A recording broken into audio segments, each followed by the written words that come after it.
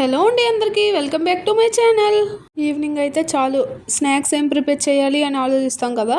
అలాంటి టైంలోనే స్నాక్ని ఒకసారి ట్రై చేయండి. లేట్ చేయకుండా ప్రాసెస్లోకి వెళ్ళిపోదాం, వచ్చేయండి. బియ్యం ఒక గ్లాస్ తీసుకొని నానబెట్టండి ఒక 1 అవర్ పాటు. బియ్యం నానాక మిక్సీ వేసుకోండి. వాటర్ని అడ్జస్ట్ చేస్తూ మిక్సీ వేసుకోండి. ఎక్కువ వాటర్ వేస్తే మళ్ళీ పైకి వచ్చేస్తుంది. బియ్యం రుబ్బు అయితే రెడీ అయిపోయింది.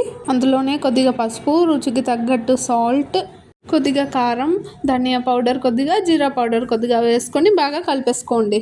ఒకవేళ ధనియా పౌడర్, జీరా పౌడర్ లేకపోయినా కూడా పర్వాలేదు. మిక్సీ వేసుకుంటాం కదా, మిక్సీ వేసుకున్నప్పుడు కొద్దిగా ధనియా, కొద్దిగా జీరా వేసేసుకొని మిక్సీ వేసేసుకుంటే అయిపోతుంది. ప్రాసెస్లోకి వచ్చేద్దాం.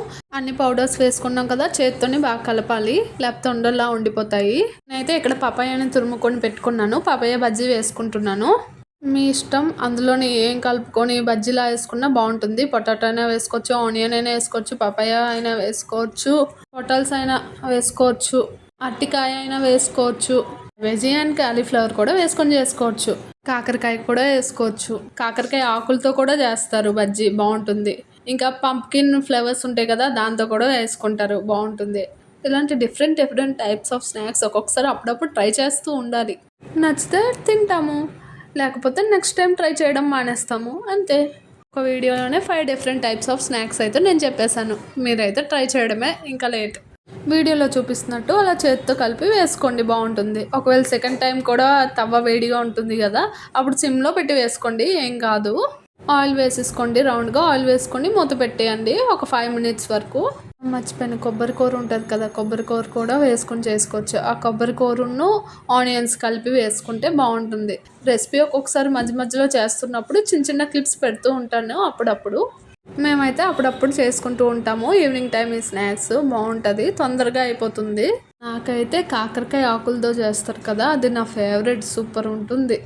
దీనికి ఇన్స్టెంట్ రెసిపీ షార్ట్ వీడియోలో చెప్పాను. ఎవరికైనా కావాలంటే షార్ట్ వీడియోలో చూడండి, నచ్చితేనే చూడండి. దోశలాగా వేసేసుకున్నాం కదా ఒకవైపు, మళ్ళీ ఇంకో సైడ్ టర్న్ చేసి కొద్దిగా ఆయిల్ వేసేసుకొని మళ్ళీ మూత పెట్టేయడమే. ఆయిల్ వేసుకోవాలి, దీనికి కొద్దిగా ఆయిల్ ఎక్కువ వేసుకుంటేనే టేస్ట్ ఉంటుంది, లేకపోతే అప్పడంలా అయిపోతుంది. ఆయిల్ వేసుకుంటే కొద్దిగా స్మూత్గా ఉంటుంది, తినడానికి బాగుంటుంది. చూస్తేనే తినాలి అని ఇప్పటికిప్పుడు అర్జెంట్గా ట్రై చేసేయాలి అనిపిస్తుంది కదా, సూపర్ ఉంటుంది. ఒకసారి వీలైతే మీరు కూడా ట్రై చేయండి కొత్త రెసిపీలు. ఇది తిన్నాక ఫుల్ ఒక గ్లాస్ వాటర్ తాగేస్తే ఇంకా ఫుల్ బాగుంటుంది. లేకపోతే వాటర్ మిలన్ జ్యూస్ అయినా ఏది ఉంటే అది లిక్విడ్ తీసుకుంటే ఇంకా చాలు, సూపర్. ఈవినింగ్ స్నాక్ పొట్ట ఫుల్ అయిపోద్ది. Tasty yummy papaya. దోశ అనుకుంటారో బజ్జీ అనుకుంటారో మీ ఇష్టం, ఏమనుకున్నా కూడా టేస్ట్ అయితే మాత్రం సూపర్గా ఉంటుంది. Thank you for watching my video.